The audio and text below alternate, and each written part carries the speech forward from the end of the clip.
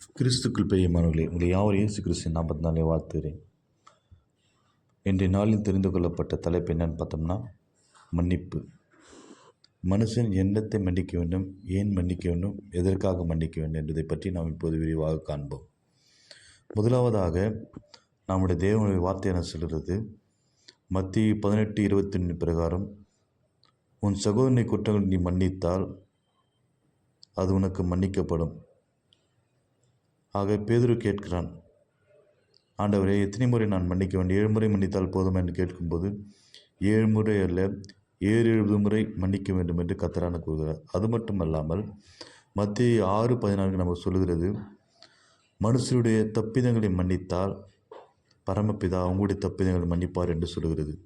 அது மட்டுமல்லாமல் மத்திய 6:12 சொல்லுது, என் கடனாளிக்கு நாங்கள் மன்னிக்கிறது போல எங்கள் கடன்களை மன்னியும் என்று சொல்கிறது. ஆக நாம் கண்டிப்பாக நம்முடைய சகோதரர்கள், மற்றவருடைய தப்பிதங்கள், நம்முடைய கடனாளிகள் யாவரையும் மன்னிக்க வேண்டும் என்று வேதமாக நமக்கு கூறுகிறது. ஆக நாம் மன்னிக்க முற்பட வேண்டும்.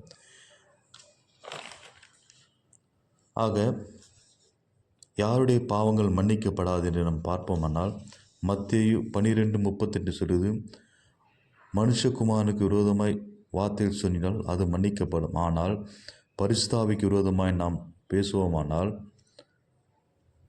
அது இம்மையில் மாத்திரமல்ல மறுமையிலும் அவனுக்கு மன்னிக்கப்படாது வேதமான நமக்கு தெளிவாக கூறுது. ஆகவே நாம் பேசும்போது நம்முடைய வார்த்தையை சரியாக பயன்படுத்தும்படி உங்களை யாவரையும் கேட்டுவிடுகிறேன்.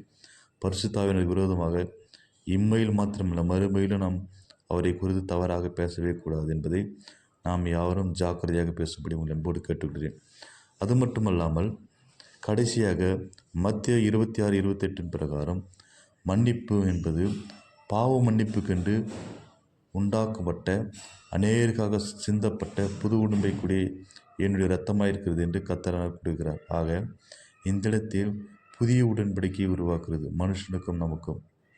அதாவது ஆதாமில் உண்டான பாவம் எப்போது உண்டாக்கப்பட்டதோ அதே போல் இயேசு கிறிஸ்துவினால் இப்போது அது பாவமானது மன்னிக்கப்பட்டு ஒரு ரத்தம் சிந்தப்பட்டு நமக்காக அது புதிய உடன்படிக்கை உருவாக்கியுள்ளது. ஆகவே நாம் யாவரும் முதலாவது நம்முடைய சகோதரிய பாவங்களையும், இரண்டாவது நம்முடைய மனுஷனுடைய தப்பிதங்களையும், மூன்றாவது நம்முடைய கடனாளிகளுக்கு உண்டான பாவங்கள் எல்லாவற்றையும் மன்னிப்போமானால், கடன்களை மன்னிப்போமானால் தேவனாய் கர்த்தர் நம்மை மன்னிக்கிறதாக இருக்கிறார். அது மட்டுமல்லாமல் எக்காரணத்திலும் எந்நாளிலும் நாம் பரிசுத்தாவின் விரோதமாக பேசவே கூடாது.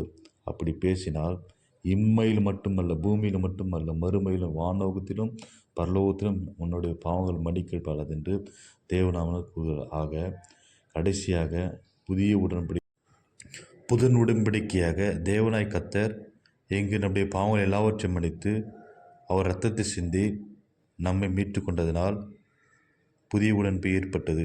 ஆகவே நாம் ஒரு இரத்தம் சிந்தலுக்கு பாத்திரமாக, உடன்படிக்கைக்கு பாத்திரமாக நம்மை நாமே தாழ்த்தி தேவனிடத்தில் ஒப்பு கொடுப்போமாக.